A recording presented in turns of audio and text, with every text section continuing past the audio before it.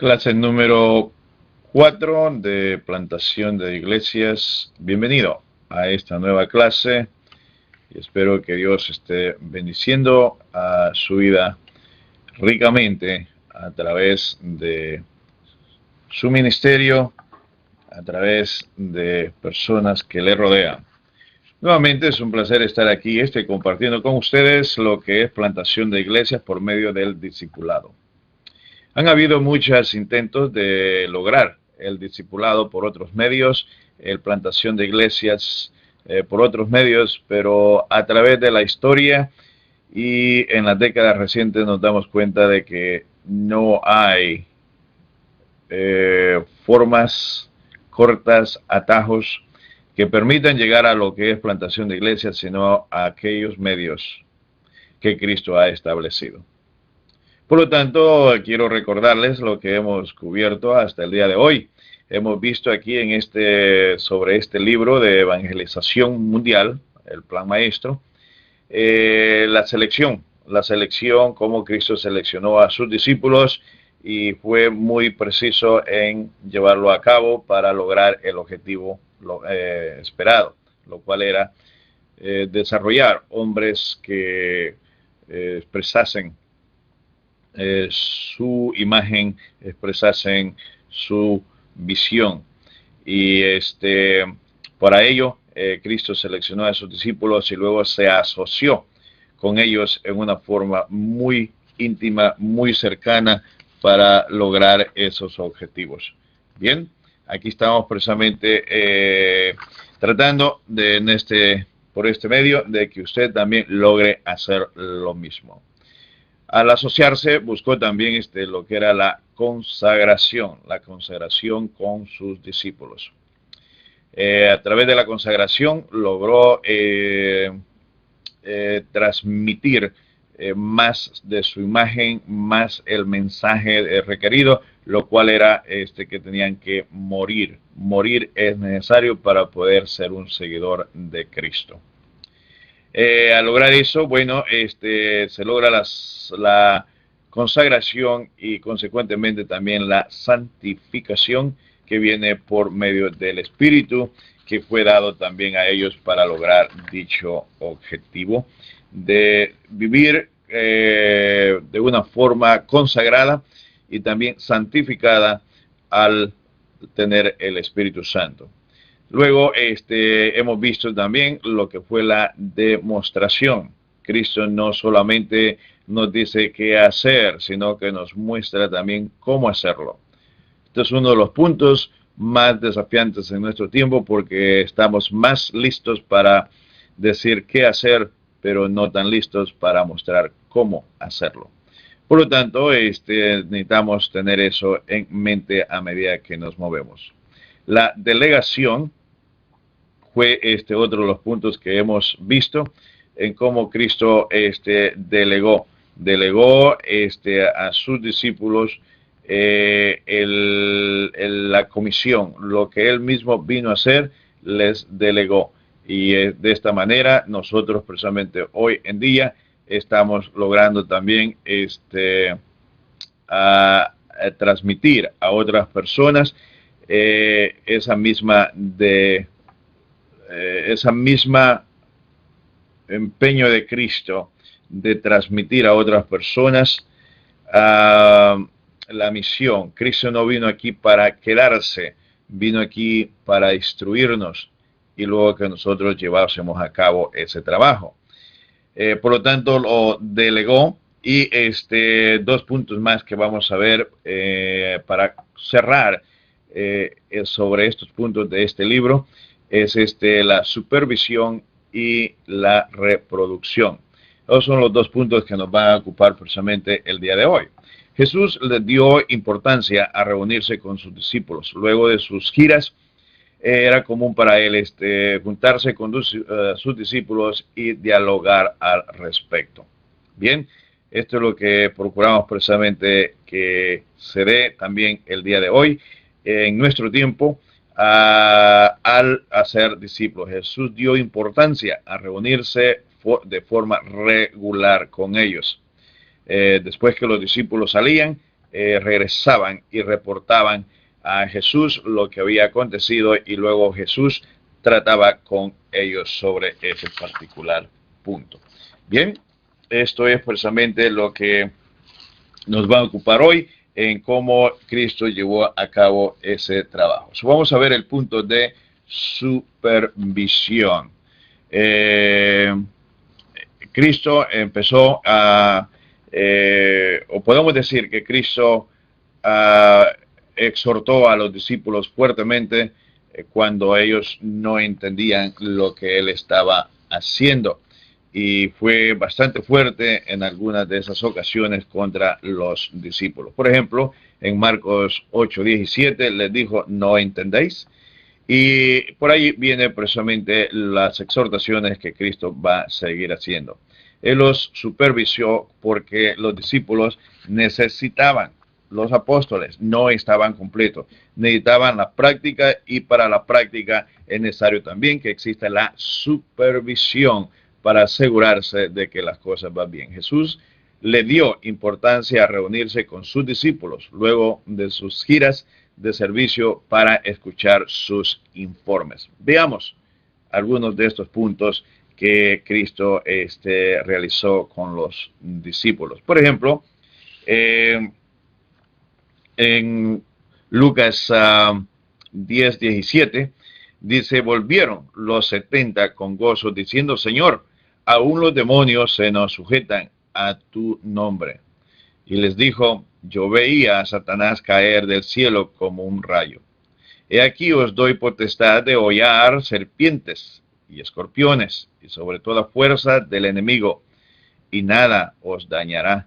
Pero no regocijéis de que los espíritus se os sujetan, sino regocijaos de que vuestros nombres están escritos en los cielos.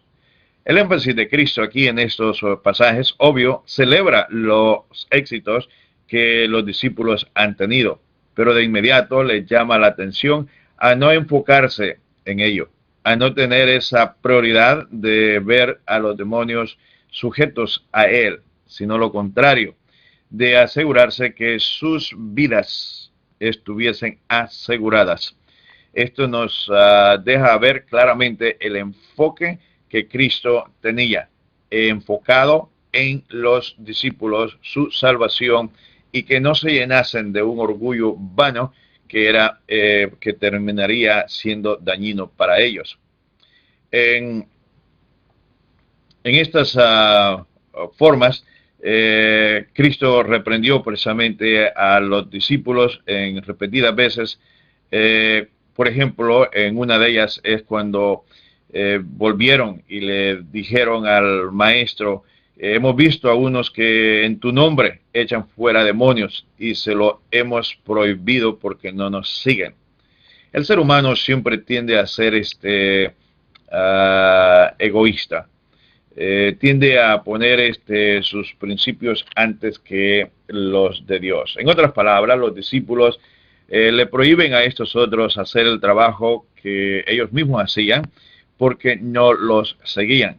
Es porque en nuestro tiempo existe tanta división en el cristianismo y tendemos a hacer lo mismo. Si la otra persona no tiene el mismo nombre que nosotros llevamos, si no tiene la misma afiliación, tendemos a rechazarlo. Cuidado, observe lo que Cristo hizo aquí con estos discípulos, cómo trató con ellos, porque posiblemente Cristo pueda hacer lo mismo con usted, diciéndole, no te es lícito hacer tal cosa.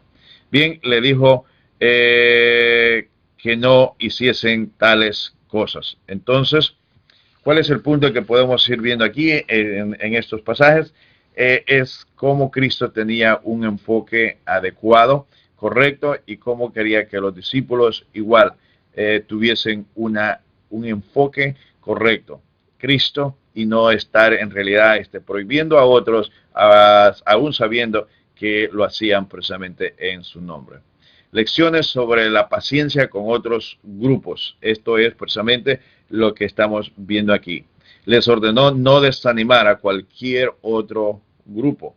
En estos pasajes que tenemos aquí, que usted puede ver, usted los puede leer y se los recomiendo. Se les recomiendo que los lea, los medite, porque tienen enseñanza trascendental que usted también debe de conocer, imitar, porque nos expresa Dios mismo, Cristo, en cómo tratar con aquellas otras personas que difieren en algunos aspectos, quizás doctrinales, quizás de estilo, pero debemos de tener mucho cuidado cuando diferimos con ellos y tratamos a veces de cambiar a esas mismas personas que Dios nos está diciendo a tener cuidado con ellas. De nuevo, el énfasis de Cristo en esta supervisión es no hacer lo que no les es mandado. No les fue mandado y les ir a prohibir a otros hacer esos trabajos que ellos estaban haciendo. Él se mantuvo cerca de ellos constantemente, dándoles más atención a medida de su ministerio terrenal llegaba a su fin. El periodo de supervisión es imperativo porque es cuando se corrigen errores que el principiante, el aprendiz, comete porque puede asumir que las cosas son de esa forma. En este caso, los discípulos están asumiendo que prohibirle a otros el hacer sanidades era lo debido de ellos porque no lo seguían. Bien, Cristo le dice, no es tarea de ustedes hacer tal cosa. Él no los dejaría descansar, tampoco en el éxito que habían tenido. Por ejemplo, cuando ellos regresan y reportan todo lo que había sucedido, los demonios se habían sujetado a ellos, Cristo les dice, qué bien, yo veía esto suceder, pero al mismo tiempo les exhorta, no se detengan en el éxito, enfóquense en mantenerse salvos, que sus nombres sean escritos en el libro allá en el cielo. Tampoco los dejó fracasados cuando fracasaban, que no podían. Los exhortaba grandemente a despertar, a seguir adelante en el camino que les había marcado. Siempre había más que hacer y aprender, y siempre supervisaba sus esfuerzos hacia ese fin. Bien, esto es lo que Cristo nos enseña en cómo hacer su trabajo. Es nuestro deber en nuestro tiempo igual reproducir estos principios que Cristo nos ha dejado. Jesús dejaba que sus seguidores adquirieran experiencia. El periodo de supervisión es con ese fin, de que los aprendices adquieran experiencia, y lo lograron precisamente. Las asignaciones de los proyectos prácticos y la constante supervisión fue todo planeado, no fue algo que se dio por casualidad, sino lo contrario, fue lo planeado por Cristo. Así usted, líder que debe de hacer otros discípulos, debe de procurar asignar a otros el trabajo y luego supervisar para asegurarse que lo está llevando a cabo de la forma debida. Estos ejemplos de Cristo, estos pasos que estamos viendo son imperativos, son necesarios implementarlos para poder lograr el discipulado a la manera de Cristo, en la manera que Cristo lo espera también de nosotros. El principio aplicado hoy, precisamente hoy en día, de nuevo, tiene que ser ese mismo. No podemos cambiar estos planes de Cristo. Hoy en día se necesita de igual paciencia y determinación entre los que desean entrenar a otros para evangelizar. Cuando uno delega, uno de los retos grandes que tiene es que a quienes uno le está delegando puedan entender el mensaje, puedan llevarlo a cabo en la forma que uno mismo se los está pasando a ellos. Esto no es fácil, pero muy necesario. Por lo tanto, yo estimulo a ustedes precisamente que se den tiempo y se llenen de paciencia y mucha oración por aquellas personas a quien ustedes van a estar discipulando. Para ello es de nuevo necesario tener estos puntos bien claros. No debemos permitir que ninguna preocupación menor nos aparte de nuestra estrategia. Tener claridad en lo que estamos haciendo, en cómo nos vamos a mover. De esta forma se hacen discípulos. Los discípulos deben ser llevados a la madurez. No basta con bautizar a una persona, no basta con ver a una persona presentarse en la iglesia, es necesario que la persona también madure. De lo contrario, serán miembros problemáticos que nunca van a experimentar transformación, cambio. Son las personas que se mantienen yendo a la iglesia, pero siempre están listos para hacer debates, para entrar en discusiones, para entrar en contiendas, para entrar aún en las críticas y en los chismes contra otras personas. Tales personas no están creciendo, están causando consecuentemente problemas. El verdadero discipulado es alguien que madura y no resuelve solamente sus propios problemas, sino que también resuelve los problemas de otras personas. El verdadero discípulo, el maduro, debe tener estas características, que es una persona capaz de ayudar a otros con sus propios problemas. Repito, el verdadero discipulado es esa persona que madura, que crece, que se desarrolla a ser una persona responsable consigo y también de beneficio para otras personas. El punto de la supervisión es precisamente permitir que los discípulos, que las personas, que los nuevos cristianos se involucren en ciertos ministerios y entender que no los van a hacer bien, que van a fracasar, entender que cuando tienen éxito puedan enfocarse demasiado en su éxito y olvidarse de lo que es su propia salvación. El apóstol Pablo diría: el que piense estar firme, mire y no caiga, siempre con humildad, buscando la dirección divina en todo lo que hacemos. Muy bien, esto es lo que tenemos y pasamos precisamente al punto de lo que es la reproducción. Dios ha buscado y espera precisamente en nosotros que seamos personas que llevemos mucho fruto. No basta de nuevo para Dios el que estemos en su reino, sino el que llevemos mucho fruto. Jesús tenía esa claridad y esa intención al trabajar con sus discípulos. Uno de los capítulos bellos que habla de esta reproducción, de este producto, de este fruto que se deben de dar, se encuentra en el capítulo 15 del Evangelio del apóstol Juan. Ahí se nos habla bastante en cómo precisamente crecer para que vayáis y llevéis fruto. Desde el versículo 1, Cristo empieza a hablar muchísimo sobre el fruto, el estar limpio y el ser limpiado para llevar más fruto. Nos da ese énfasis de crecer a llevar más fruto. Bien, Cristo tenía claro qué es lo que quería lograr con sus discípulos y al final de su ministerio les encomienda la reproducción, el ir y llevar frutos que alaben, que glorifiquen a nuestro Padre. Veamos pues este punto de reproducción. Él esperaba que se reprodujeran. Así es, Jesús tenía la intención de que sus discípulos produjeran su imagen en y a través de la iglesia alrededor del mundo.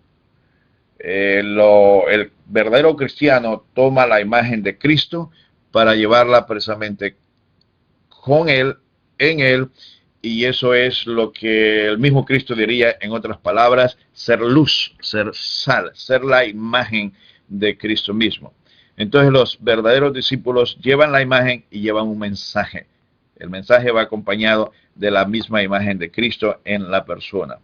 Había empezado en pequeño como el grano de mostaza, pero crecerían en tamaño y fuerza hasta llegar a ser un árbol.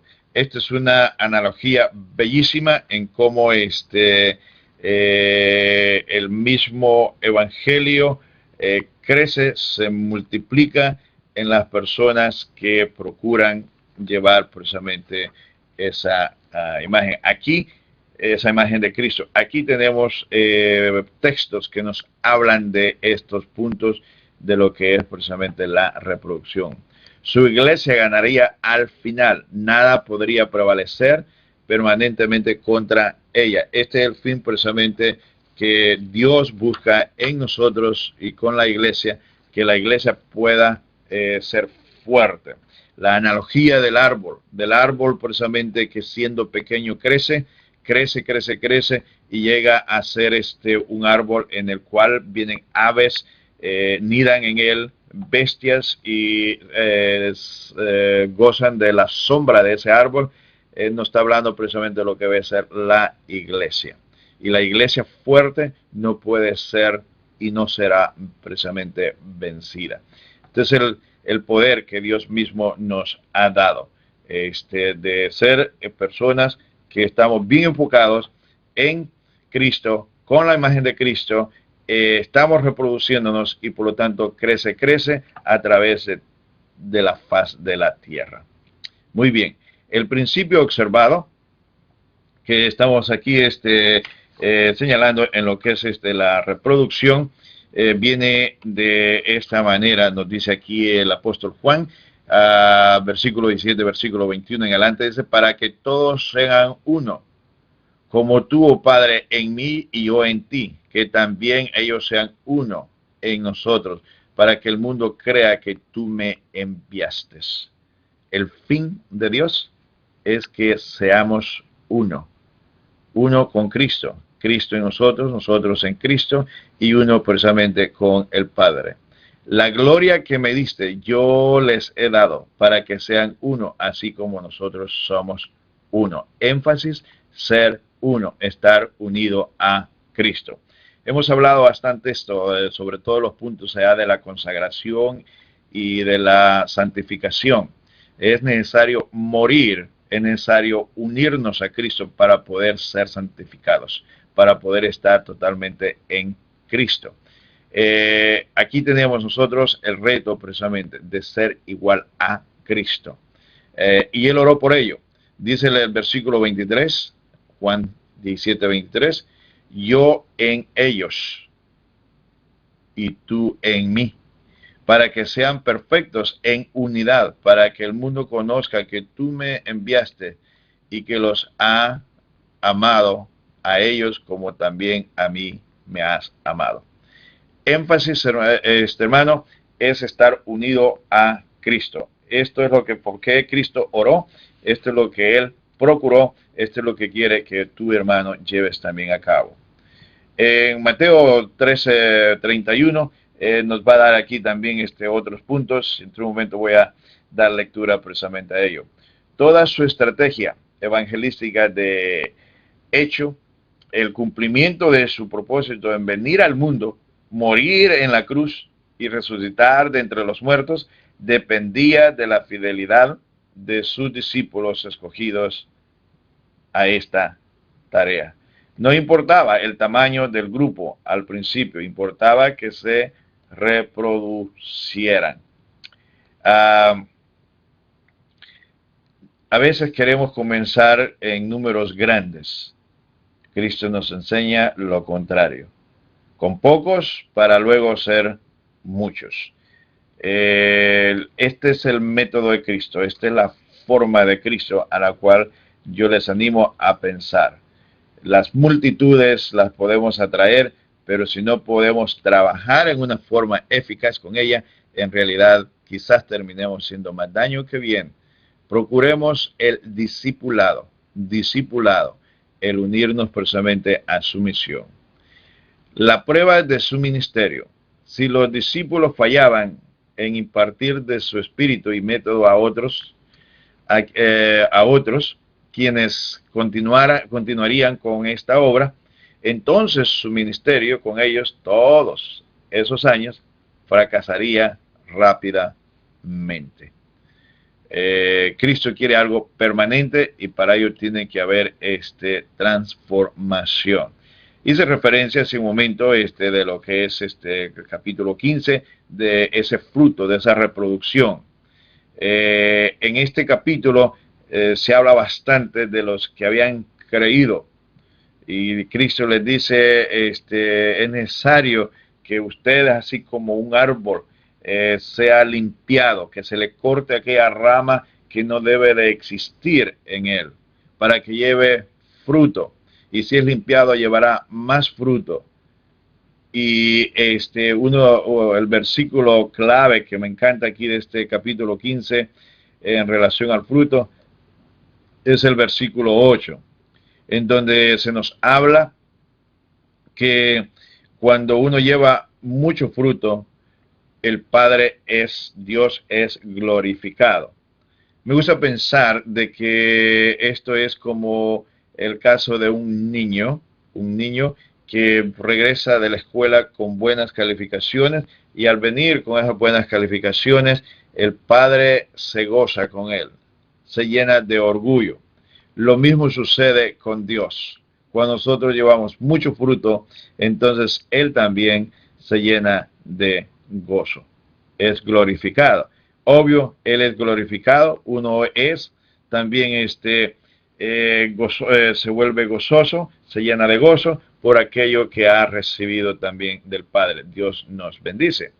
Este es el fin, que llevar mucho fruto para ser precisamente sus verdaderos discípulos. Bien, es el fin, llevar mucho fruto para que Dios sea glorificado y que nosotros igual sintamos esa satisfacción. Muy bien, de ahí que todo pámpano que no produjere fruto sería cortado por el labrador. Era inútil, mas aún los pámpanos que produjeran serían podados por el labrador para que llevasen más fruto. La tendencia que tendemos a creer y a pensar en nuestro tiempo es que Dios es amor, es que Dios es gracia y que no corta, que no daña, que no perjudica. Estos versículos nos dicen claramente, es necesario que los discípulos lleven fruto. Es imperativo, pues, que en cada iglesia se den precisamente estos principios de fruto. Fruto que glorifiquen precisamente a nuestro Dios. Tan cierto como que ellos eran participantes de su vida, por esta misma relación ellos producían su fruto.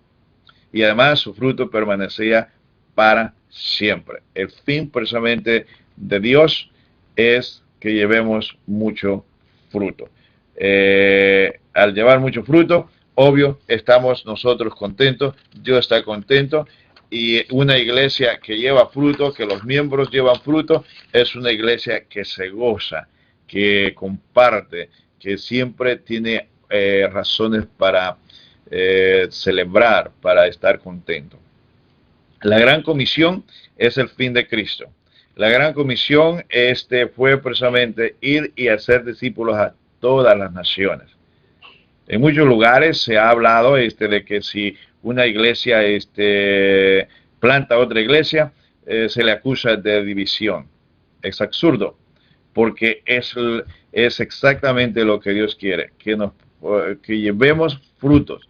Y frutos precisamente implica como un árbol que está bueno, que está en producción, va a llevar fruto. Es como una pareja joven. Cuando se casan, si son saludables, van a tener precisamente hijos. Pero toda pareja crece también de esa edad de tener hijos y llega a la edad de ser abuelos. Igual, sus hijos se siguen reproduciendo. Una iglesia debe de crecer y debe crecer al nivel de plantar precisamente otras iglesias. Esto es el énfasis. Si usted hace discípulos, plantará iglesias. Si trata de plantar iglesias y no hace discípulos, tendrá algunos grupos de iglesias en algunos lugares, pero no es lo que Cristo ha pedido.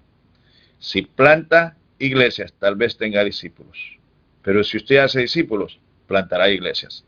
Piense, medite en estos puntos que son necesarios en nuestro tiempo. Solo a la medida en que se producían más discípulos, podían las otras actividades de la comisión cumplir su propósito.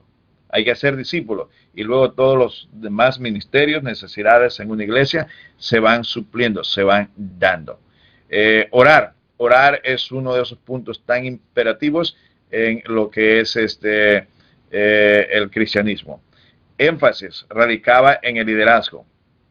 Las masas estaban listas para la cosecha, pero sin pastores espirituales que las recogiesen, sin los líderes, esto no podía ser posible. Por lo tanto, Cristo le dijo a estos discípulos, rogad, rogad. Rogar quiere decir orar. El trabajo verdadero de un verdadero discípulo es vivir en oración y consecuentemente tendrá gente a quien ministrar. Estos capítulos, como Lucas 10:2, nos da ese énfasis. La mies es mucha. Y si Cristo dice que la mies es mucha, debemos creerla que lo es y caminar en esa dirección, creyéndolo que así es precisamente. El principio aplicado a nuestras vidas.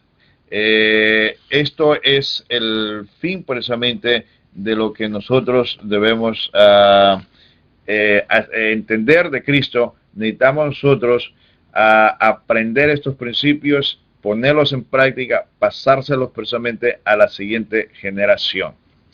Nuestra obra nunca está completa hasta que se haya asegurado su continuidad, su continuación, que tenemos una nueva generación que va a tomar la antorcha, que va a continuar con ella, proliferando el santo y poderoso evangelio. La prueba de cualquier obra de evangelización no es la que se ve en el momento, no es cuántos bautismos, no es cuántas personas asisten a una iglesia. La efectividad es en realidad si la próxima generación va a tener continuidad. Bien, el criterio por el cual una iglesia debe medir su éxito no debe ser, por lo tanto, de esas cosas inmediatas, sino en realidad si estamos preparando, si estamos dejando una generación de discípulos que hacen discípulos. Pregúntese usted, hermano, si eso se está dando ahí en su iglesia, si hay precisamente formación de discípulos que van a poder hacer más discípulos. Considera lo que significa para el futuro de la iglesia si tuviéramos tan solo un verdadero discípulo como fruto de nuestra labor. ¿No doblaría esto inmediatamente nuestra influencia? Y supongamos que producimos otro discípulo como nosotros mismos, con el mismo éxito como el primero. Esto va trayendo la duplicación y la multiplicación. Esto es lo que Cristo buscó y es porque se enfocó en pocos y es porque enfatizamos en este curso que usted se enfoque siempre en un equipo que le ayude a ser discípulos. Discípulos a quienes usted desarrolla para que hagan nuevos discípulos. La iglesia primitiva probó que el plan del maestro para la conquista del mundo funciona. Lo llevaron a cabo. Tan grande era el impacto de su testimonio que antes de terminar el siglo, la sociedad pagana de la época había sido sacudida en su fundamento e iglesias crecientes habían sido establecidas en la mayoría de los centros poblados. Esto debe ser una iglesia potente, un árbol que crece, que sacude las sociedades en las que precisamente vivimos. Los costos principales, los costosos principios de desarrollo y reproducción de líderes parecen haber sido sumergidos bajo lo más fácil, estrategia del reclutamiento en masas.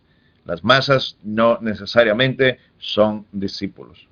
Vienen siendo en realidad personas consumidoras que llegan a sentarse y se convierten en espectadores, pero no de aquellos que están en la lucha ahí abajo. Debemos cambiar esta dirección que la iglesia ha tenido. El plan de Jesús no ha sido repudiado, tan solo ha sido ignorado. pero queremos restaurarlo. Y te animo, hermano, hermana, a que lo restaures. Necesitamos regresar a esos principios de discipulado que Cristo nos ha dejado. El asunto precisamente de hoy es buscar ese fin. La evangelización no puede ser hecha por algo, sino por alguien. Y esto implica que tiene que ser relacional, tiene que haber relación. La relación va a permitir todas estas cosas que estamos precisamente hablando para lograr el objetivo que Cristo, por el cual Cristo vino aquí precisamente a vivir entre el ser humano, a encarnarse. Muy bien. La obra misma es hecha por gente, alcanzando a otra gente para Cristo. Los hombres son el método de Dios, no programas, no otras fuentes. El ser humano conectando con el ser humano. Las puertas del infierno no pueden prevalecer contra la evangelización del mundo. La iglesia está llena de autoridad, de poder, y debemos nosotros reconocerlo, declararlo y vivirlo. Si lo hacemos, el mundo sabrá que Cristo existe. Y viviremos aquí mismo en esta vida mejor. Reproducción es el punto precisamente final que estamos aquí viendo. Y yo quiero animarle, hermano, hermana, a seguir en esa dirección. Lo que hemos visto hasta ahorita en esta clase es la selección que Cristo hizo de unos cuantos para equiparlos. Cómo se asoció con ellos. El asociarse permite conocerse bien de cerca unos con otros. La consagración que Cristo tuvo también permite que las personas se unan, se vuelvan leales. Usted necesita también ese equipo, gente leal cerca de usted, y luego juntos vivir en santificación, entendiendo que el Espíritu Santo está presente para usted y para ellos. La demostración es otro de los puntos que Cristo hizo. Repito, Cristo no solamente nos dice qué hacer, sino que nos mostró cómo hacerlo. Regresemos a esos principios. No es suficiente vivir en una oficina detrás de un escritorio y el domingo detrás de un púlpito. Es necesario tener un equipo al cual uno va a discipular. Delegación, estaba constantemente edificando su ministerio. Cristo delegó para poder dejar ese legado, ese equipo, esa gente, y luego eso implica que él tuvo que supervisarlos. La supervisión es imperativa de igual forma para lograr que quede un equipo sólido hacia el futuro. Y luego, después de la supervisión, fue precisamente la reproducción que Cristo enfatizó, de ir por todo el mundo, de llevar fruto abundante por todas partes donde nosotros nos movamos. Este plan, estos puntos que hemos visto aquí sobre este libro, el plan maestro para evangelización del mundo, los considero vitales. Aquí haremos precisamente una transición a formas más prácticas que estaremos viendo de ahora en adelante, en los cuales también voy a desafiarles a poner en práctica. Vamos a entrar en puntos ya prácticos de ahora en adelante en las próximas clases. Muy bien. Ha sido un placer de nuevo estar aquí ya con esta cuarta clase.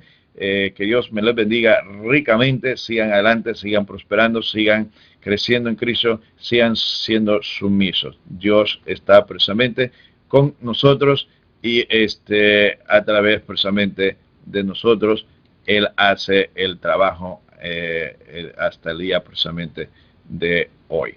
Así es que de nuevo les invito a ser fieles a Cristo y seguir creciendo en Él. Muy bien, espero verles en la próxima clase con la ayuda de Dios, para que Dios nos siga uniendo y estar siempre unidos a su misión. Que Dios les bendiga ricamente.